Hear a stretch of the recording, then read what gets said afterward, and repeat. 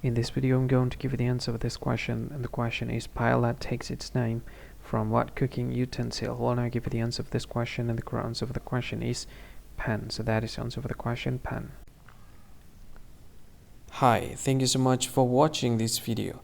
If you find this video is very useful, you can help this channel to grow by subscribing this channel.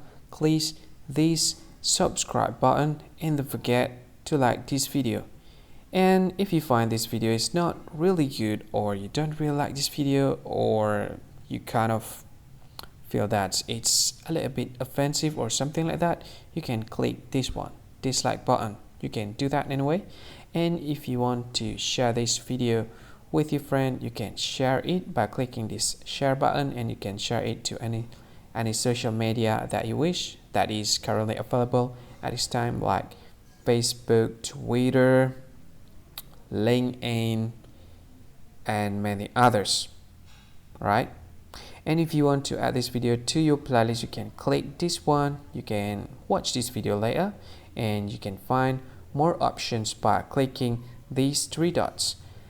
And yeah, don't forget to subscribe. I think that's all of it. Thank you so much for watching this video, and see you again in another video. Bye bye. See you again.